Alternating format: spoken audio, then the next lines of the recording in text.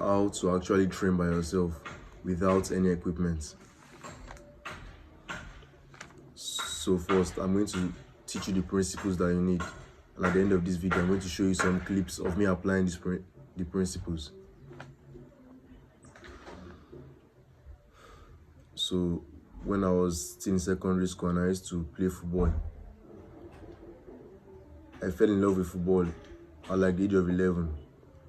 So I wanted to improve faster than people that had been training for many years, people that had been playing for many years. I wanted to improve faster than them. So of course I checked YouTube and I saw channels like 7MLC, Unisport, All Attack with John, and they said that I should do cone drills to improve my control, my dribbling.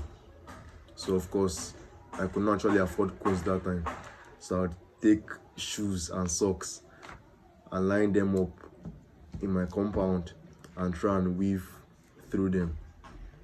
And I realized that I was working hard and hard and hard, but when I got to the pitch, I was not the one getting the most results. I was working the hardest, but I was not getting the best results.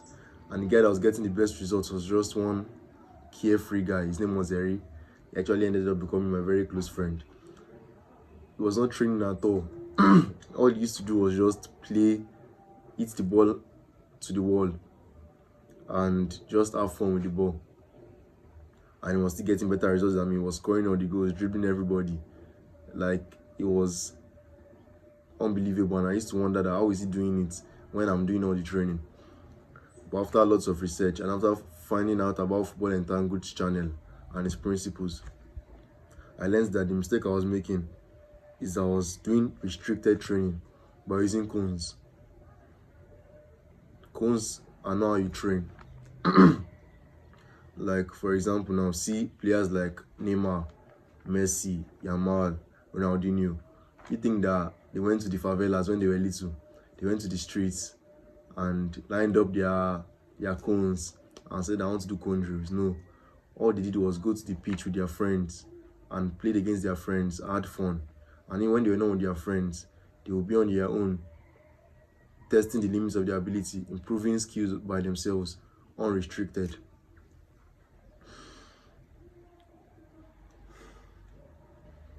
So the first principle for you to learn how to train on your own and to actually get improvements from your training is by throwing away the cones. Yes, you heard me right. Throw away the cones or the shoes or the socks or whatever you're using. Cones are not the way to train. They restrict you.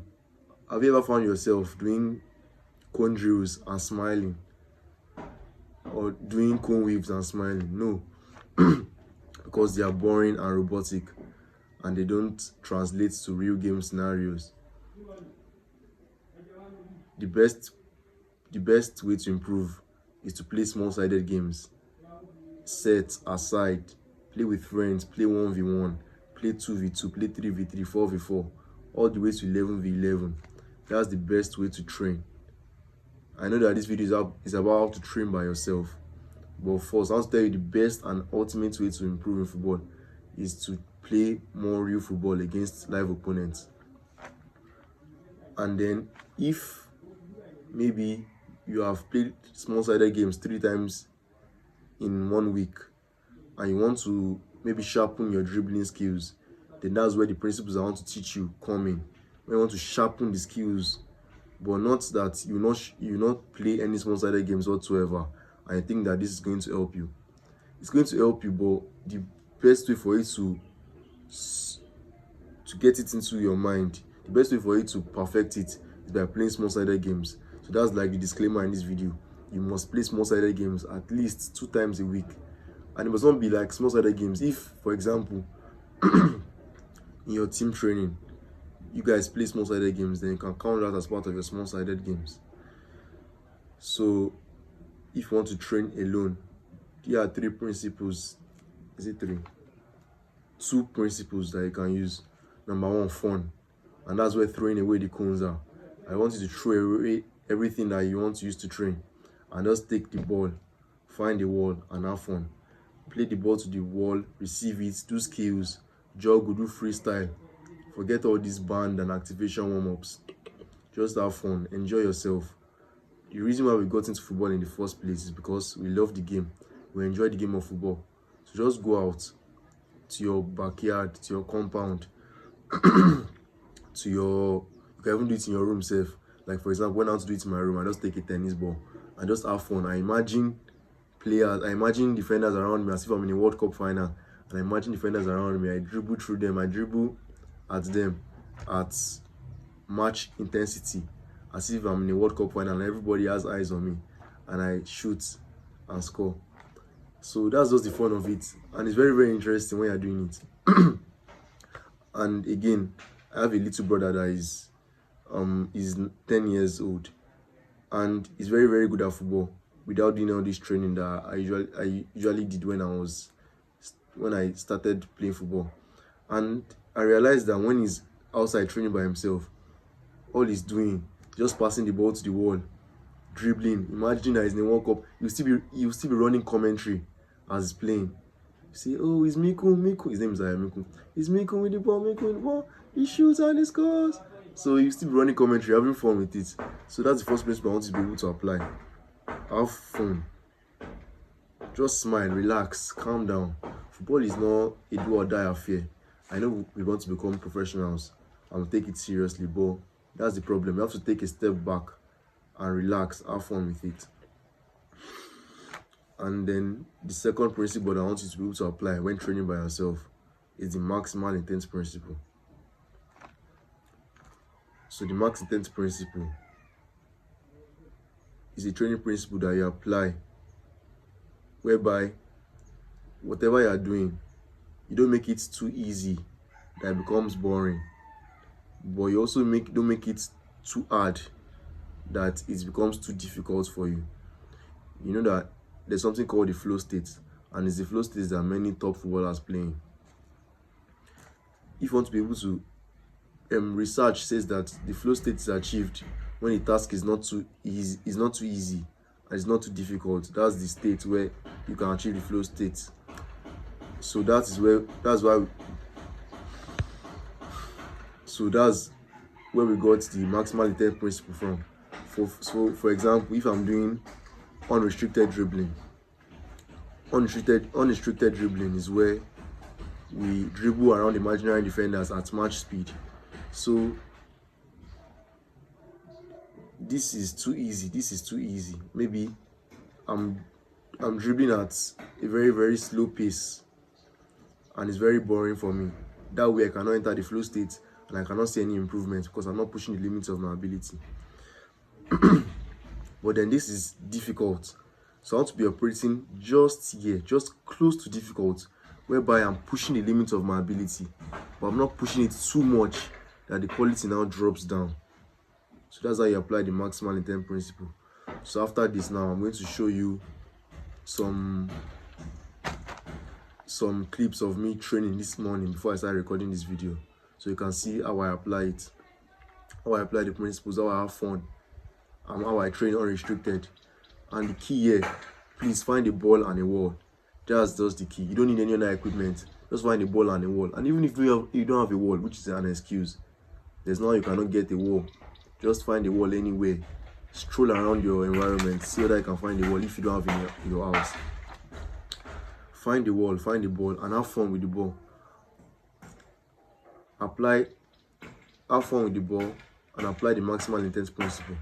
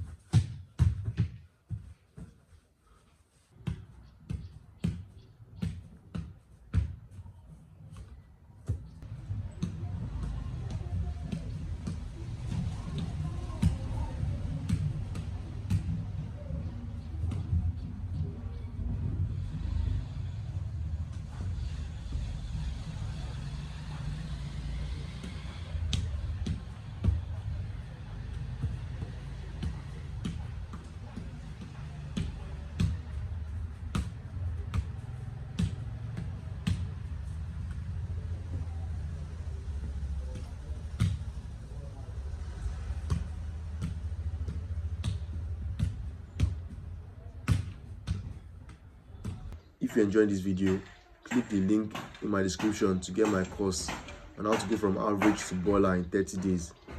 Is a course that takes you from point A to point Z in as fast as possible. Is what I wish if I had it earlier, I would have improved much more faster. Thanks for watching. Bye.